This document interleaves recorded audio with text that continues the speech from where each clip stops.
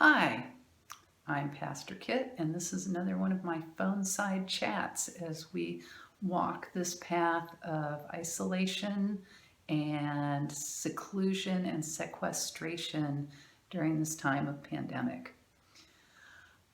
I'm not sure when we'll be back together again in church. That is still hanging out there. I think it will be a slow reentry to be sure that we have systems and processes in place to make sure that everyone's health and safety is protected in the best possible way.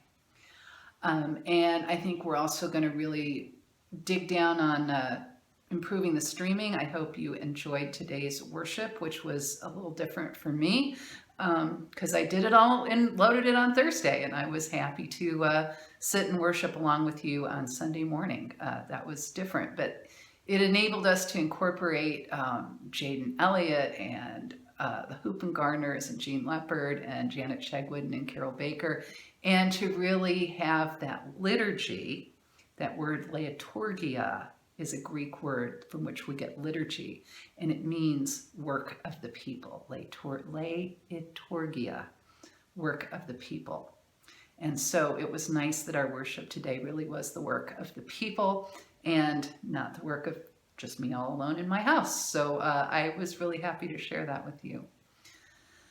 One of the things I'm thinking about as we ponder the possibility of returning to life, probably certainly not normal life until there's a vaccine. I imagine there will be social distancing, masks, gloves, people protecting themselves, small groups meeting only, maybe 10 or fewer people in a room. There's all kinds of weirdnesses as we think about going back into our common life.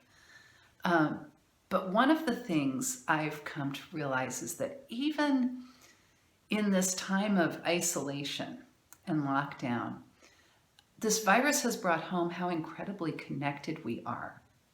Because it's invisible and because it's pervasive and present in our community, we look at anyone we pass in the grocery store or on the street when we're out for a walk or in a park, and the possibility is that we are connected by the possibility that one of us might infect the other or be infected by someone else as they pass by. That person to person to person transmission of the virus has made us realize how closely connected we all are.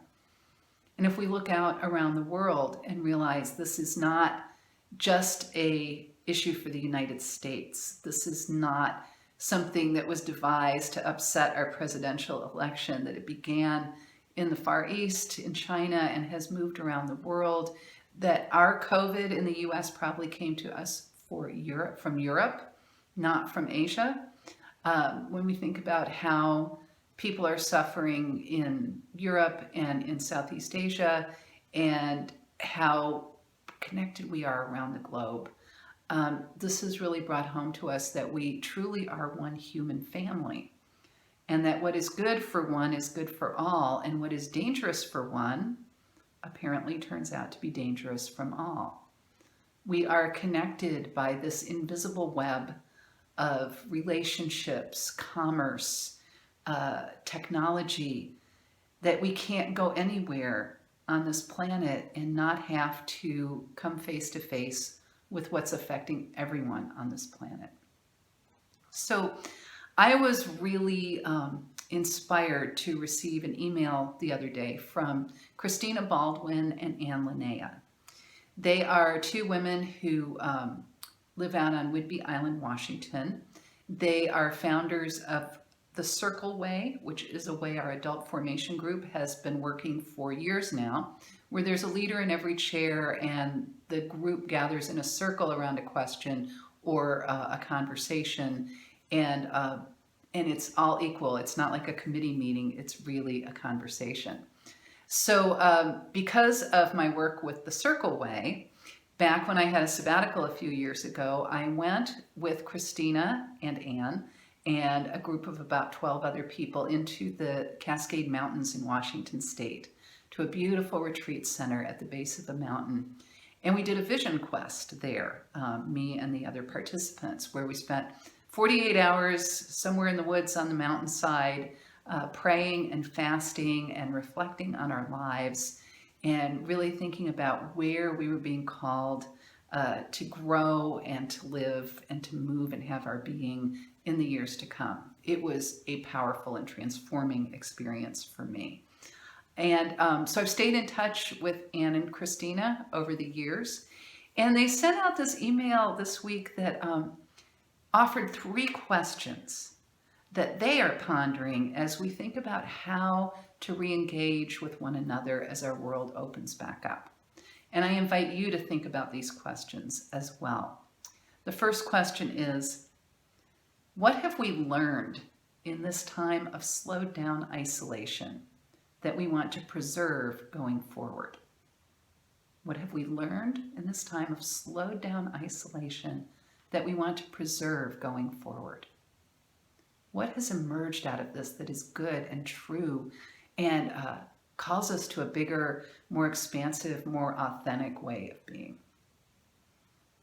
Question 2, what have we learned is no longer necessary to our well-being, and how do we let it go?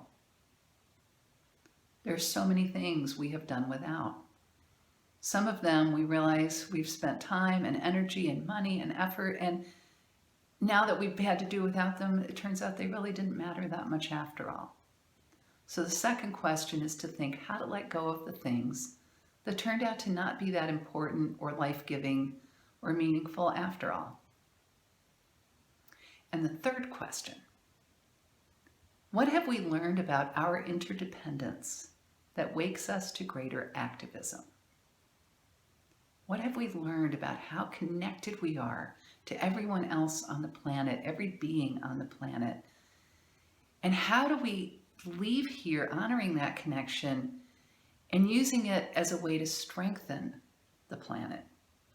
Strengthen relationships, strengthen economic dignity, strengthen human relationships, strengthen our commitment to the ecology of this beautiful blue earth that we ride around on.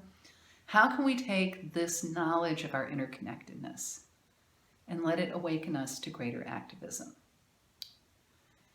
So I thought those were 3 really great questions, and I'm going to be thinking about them in the days and weeks ahead, and I offer them to you as well, because I think all of this will be wasted if we get nothing out of it.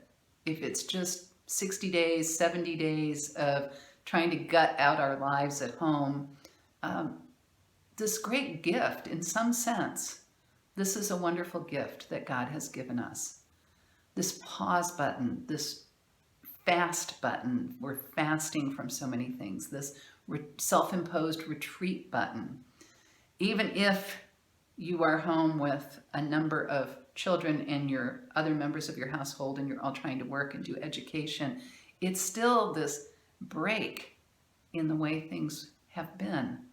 And it's still this opportunity to ponder how things might be different going forward. So I invite you, as you think about these 3 questions, to jot some notes down so you don't forget. Jot them in your journal, maybe just on a scrap of paper, maybe leave yourself a little voice memo in your phone, but don't forget this moment. And use this time to think about how to be later. When we open up again, get back together again, live and move and have our being with one another again. Let's have it be better. I'll see you on the internet.